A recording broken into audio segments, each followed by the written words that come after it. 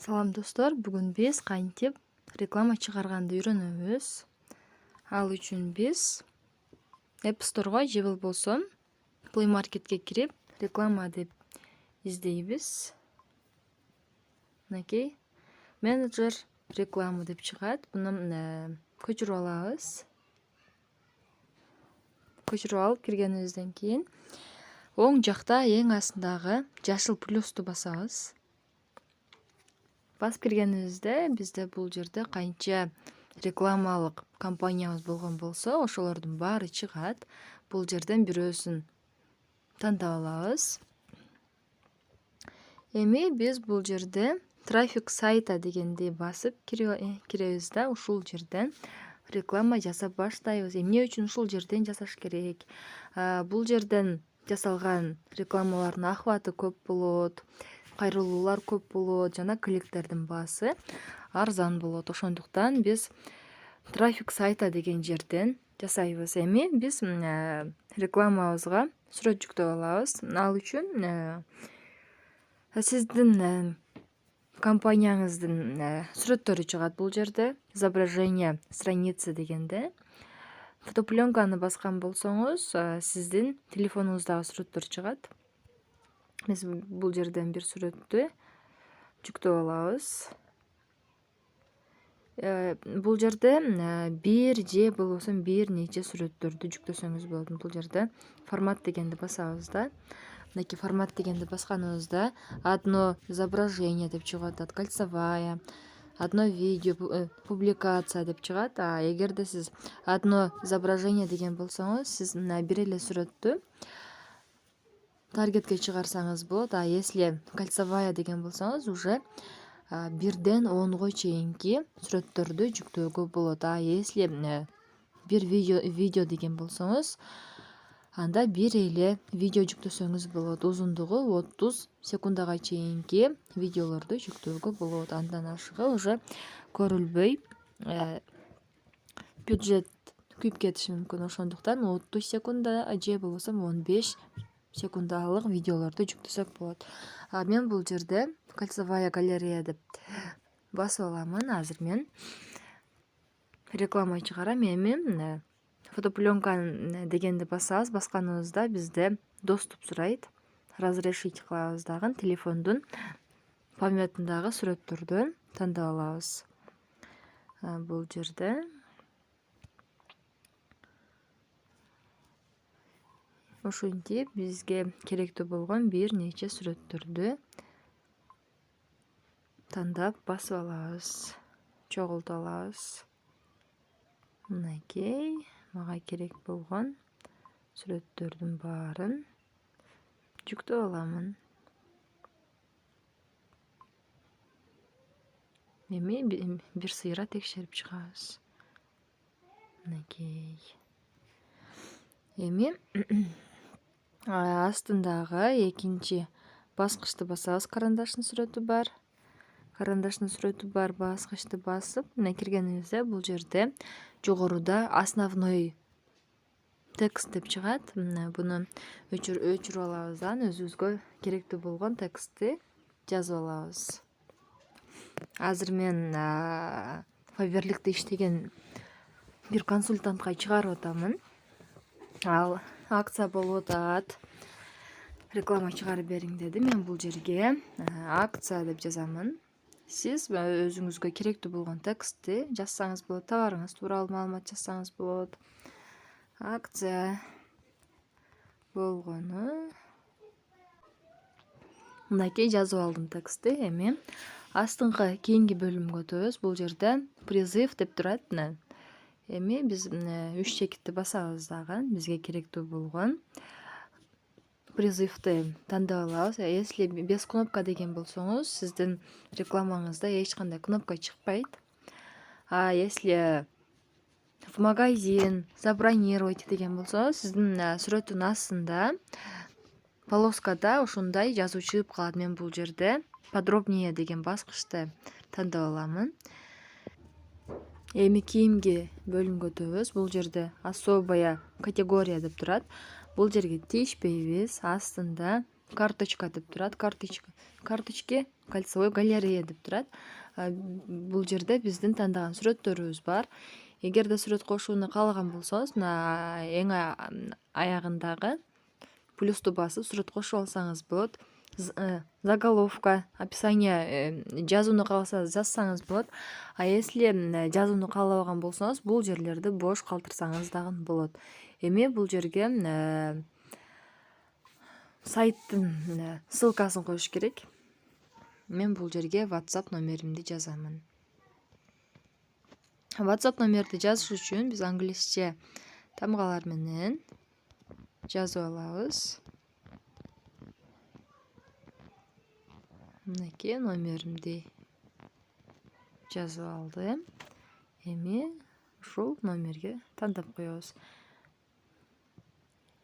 Эми алдыңкырай жылганыбызда еще настройки деп чыгат. Бул жерге тийишпейбиз.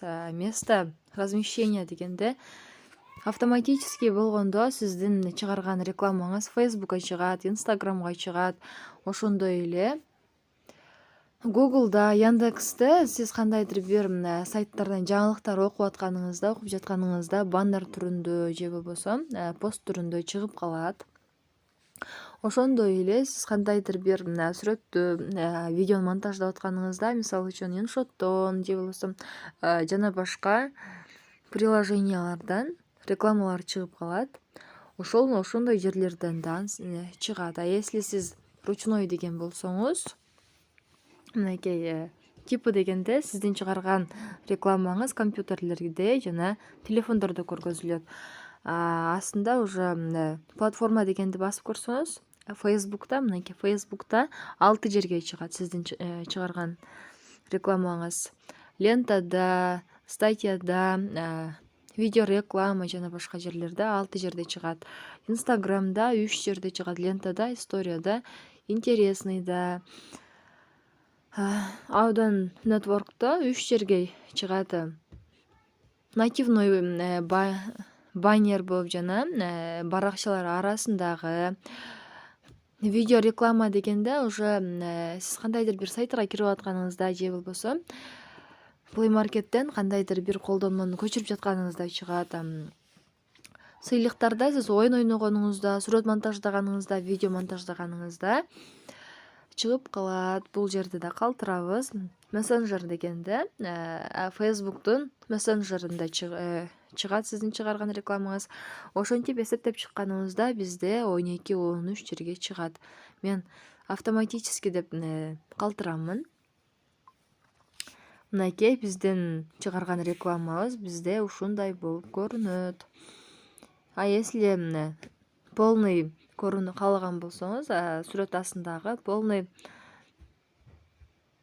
просмотр кылып көрсөңүз болот. Бул жерде жүктөлүшү бир аз узагыраак болуп калышы мүмкүн. Мынакей жогоруда бул Facebook'та, лентада, бул Instagram'да, лентада. Биз жана кнопкаларды тандаганыбызда, мынакей мен подробнее деген баскычты тандаганмын. Мынакей менин сүрөтүм астында подробнее деп чыгып калды. Если сиз магазин десеңиз болот же болбосо жана башка баскычтарды койсоңуз болот. Эми биз 3-чү баскычка өтөбүз. Бул жерден биз өзүбүзгө керектүү болгон аудиторияны тандайбыз. Биз бул жерде жаңы аудитория түзүп алабыз. Создать дегенди басабыз дагы. Название дегенде өзгөртүп койсоңуз дагы болот. Мен бул жерде акция деп өзгөртүп коемун. Акция. Эми местоположение деген жерде Кыргызстан деп турат. Мен бул жерде изменить деген баскычты басамын дагы. Кыргызстанды өчүрүп, мага керектүү болгон шаарларды тандап кошомун. Бишкек. Мынакей Бишкек. Эми Ошту кошом. Ош. Мынакей жана башка бир нече 5-6 шаарга чейин кошуп койсоңуз болот. Бишкек, Балыкчы, Кант,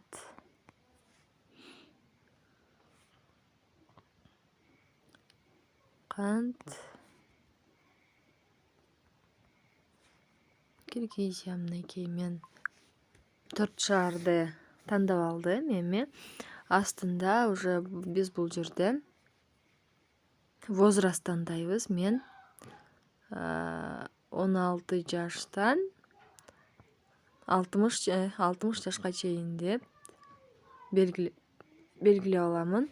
Пол деген жерде аялдар жана эркектер тандалган автоматтык турдо. Эгерде сизге кандай аудитория керек болгон болсо, ошого карап өзгөртүп алсаңыз болот. Эркектер керек болгон болсо, мына баскычта эркектерге, аялдар керек болсо, аялдарга өзгөртүп койсоңуз болот. Мен экөөсүн тең тандаймын.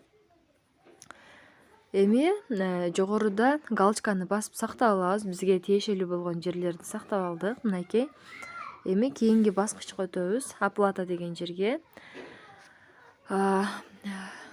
Күнүмдүк деп тандалган бул жерде. Мынакей. Күнүмдүк болуп тандалып турат. Если весь срок деген болсоңуз, сиздин рекламаңыз 1 жумага кетет. Мен күнүмдүктү тандаймын. Бюджет $5, бир күнгө $5. Нормально эле болот, акыбат көп болот, кайрылуулар көп болот. Эгерде сиз биринчи жолу чыгарып жаткан болсоңуз, $2, $1 баштап көрсөңүз болот. Графикте мынакей бул жерде сиз сразу чыгарсаңыз болот. Бул жерде азыр баштасаңыз болот чыгарып жаткан рекламаңызды, же болбосо кийинчерээк саатка коюп баштасаңыз болот. Кайсыл числодо башталат, канча күн болот, саат канчада башталып, канчада бүтөт. Ошолорун настройкаласаңыз болот. Мен бул жерде азыр баштаймын. Болду, баары тандалды. Эми оң жакта эң астындагы птичканы басып сактап аламын. Эми бизде бул жерде баары чогулду, баары жазылды, толтурулду. Эми биз бул жерден текшерип алабыз. Баарын жаздыкпы, баарын жасап алдыкпы. Мынакей астында эми текшерип чыгабыз. График канча күн болот? Бюджет баарын текшерип алабыз дагы. Разместить заказ деп алганыбызда бизде ушундай звоноктун үнү чыгат. Сиз дагы ушинтип оңой эле рекламаңызды чыгарып алсаңыз болот.